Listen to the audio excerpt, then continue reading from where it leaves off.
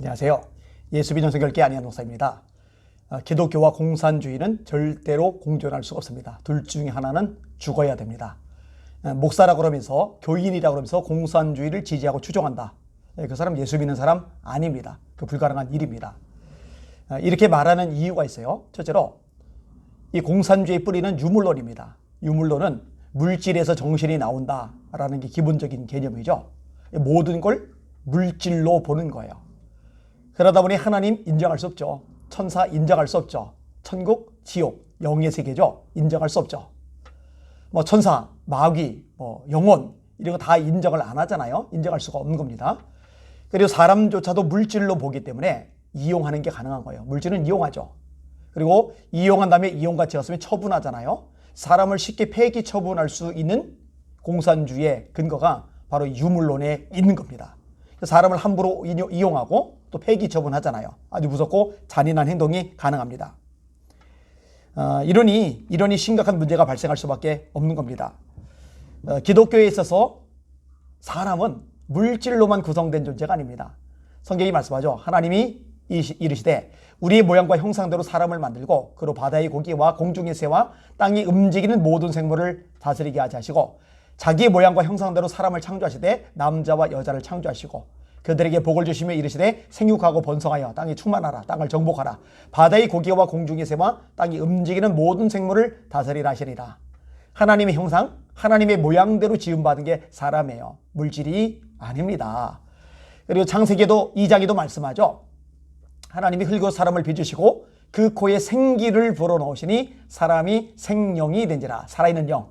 그게 사람의 정체성입니다. 근데 공산주의는 그걸 인정하지 않아요. 이 공산주의는요, 사람을 통제합니다. 북한 같은 경우 5호 담당자가 있죠. 5명 서로 가무시하게 만든 체제입니다. 중국도 마찬가지죠. 얼마나 가무시가 심합니까?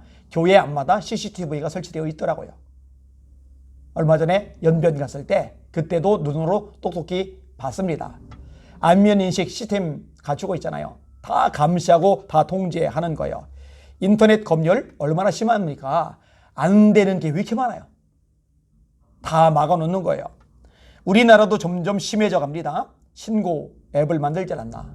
방역 빌미로 서로 통제하고 고소하게 하지 않나? QR코드로 신상정보 캐내지 않나? 5.18 특별법 같은 거 만들어서 표현의 자유를 억압하지를 않나? 북한에 풍선 보내는 것까지도 법으로 금지시켜놨죠. 통제 사회죠. 기독교는요 이러지 않거든요. 또한 이 공산주의는요 자발성이 없습니다. 강제성을 지니는 거예요. 물질 분배도 마찬가지입니다. 강제로 빼앗아서 분배를 하는 거죠. 여러분, 이 선교사들 중에 바보 천치 같은 사람들이 있더라고요. 초대교회 공동체가 좌파와 가깝다는 거예요. 공산주의와 가깝다는 거예요. 분배한다고, 나눠준다고, 공평하게 가진다고. 여러분, 초대교회는요 강제성이 전혀 없습니다. 자원에서 내놓는 거예요. 바나바도 자원에서 내놨죠. 발 가진 자, 땅 가진 자도 자원에서 내놨죠. 그리고 사도들이 사람들에게 나눠준 역할을 했었죠. 그런데 공산주의는요 자원에서 내놓는 게 아니라 강제로 빼앗아 가서 분배를 하려 하는 거예요. 그러니 심각한 문제가 있죠. 그렇게 무식한 사고방식을 가진 사람들이 선교사다. 비극이죠.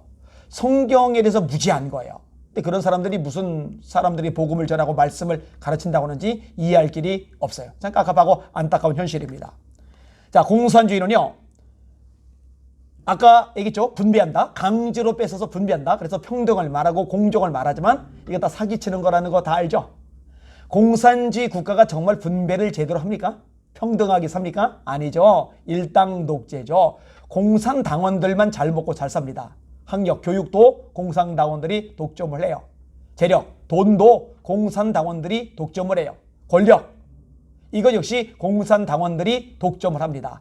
공산당원이 아닌 사람들은 이 공산당원들이 부귀 영화를 누리는 밑받침 역할을 하는 것 외에 아무것도 아닙니다.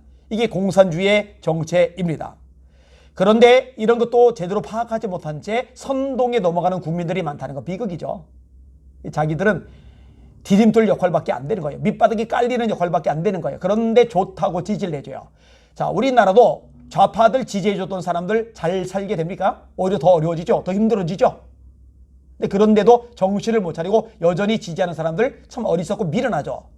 감사하게도 20대 남자들이 많이 돌아섰더라고요. 이제 분별이 좀 되는 거죠. 경험하고 나니까, 이 매운맛을 보고 나니까 정신이 좀 드는 거죠.